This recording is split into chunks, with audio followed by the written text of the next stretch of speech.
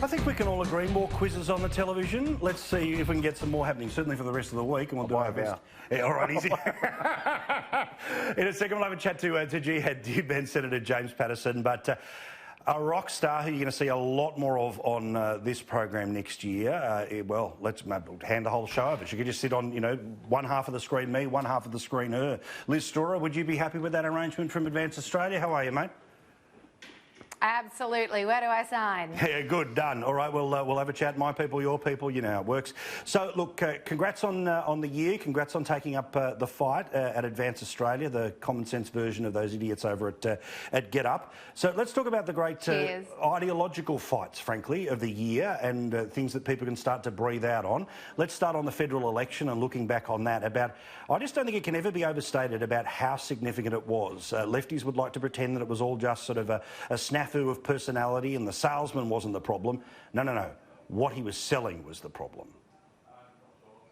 Absolutely. Couldn't have put it better myself, Paul. But wasn't it amazing the way that mainstream Australia's just stood up and roared at the ballot box?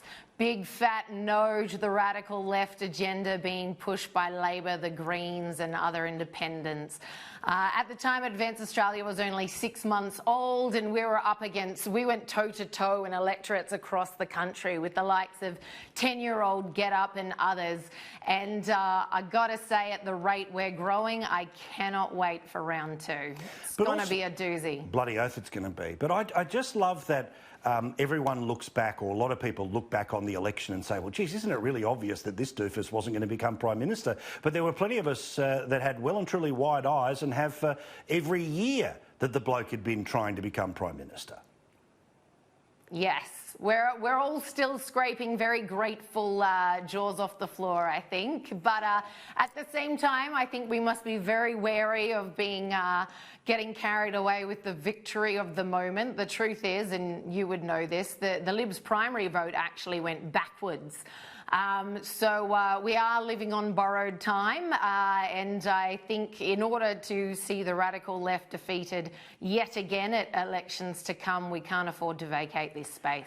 I know it depends on what school maybe you go to, about what parents you have, about what kids you have, what TV shows you watch, but climate alarmism took to an entire new level this year. I don't know that it's the year that, as others have made bold predictions in the past, that it was going to be the year it would start to go bust, but certainly I would imagine I would put this down more so as the year of the climate hypocrite, where it's now almost automatic that when a celebrity starts to talk about this stuff, we double check whether they flew in on a plane or not. Oh, it's just crazy, isn't it? I think part of the election loss for the lefties here in Australia was these guys coming out of the woodwork. I mean, some of the extremism that we've seen come out about radical, climate alarmism since their demise at our May election, these guys are making Get Up look soft in comparison. The tactics that they're putting up in the name of climate alarmism. The good news, of course, and you guys have already covered this, is that in the face of all this madness, we now have bipartisan support for the export of our coal industry. So now all we need is permission to use some at home. Yeah, correct. Let's talk about political correctness and that freedom of speech fight. How has it gone forward or backwards this year, do you think? Goodness, this one's an ongoing, I think, culture war for the sanity of our nation.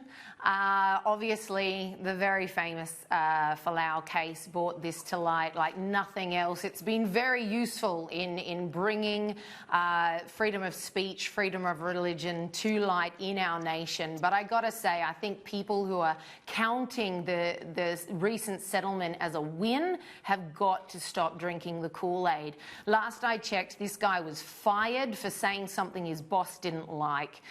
He's still fired for saying something his boss didn't like.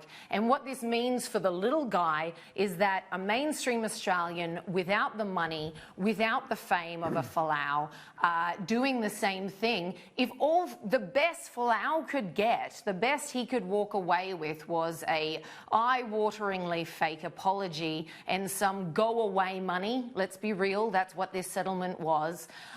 then what hope is there for mainstream Australians who are increasingly feeling like they can't say what they want to say in their workplace, they can't say what they want to say in their kids' school, even around their own barbecue? This is an issue that is growing in magnitude. It's not going to go anywhere anytime soon, and we've really got our work cut out for us in this space. Well, the guy, Folau, sorry, you go. No, I was going to say, I think we talk about this, or a version of this every now and then, which is that I think rather than fighting about religious freedoms, let's fight for the right for free speech. Let's have that as one line that goes through the federal parliament. All Australians have the right to free speech. See how many people try to amend it, inquire into it, or vote against it. Indeed. Hear, hear. Couldn't have said it better myself. AdvanceAustralia.org.au is how you can get more information. Facebook, YouTube, all the rest of it, videos, and that's how you can get in touch with Liz and the team. Liz, thank you for all the time you've given us this year. All the best and Merry Christmas to you and your family. I can't wait to take them on again next year. Till then, Paul, all the best. There you go, Liz Storer there from Advance Australia.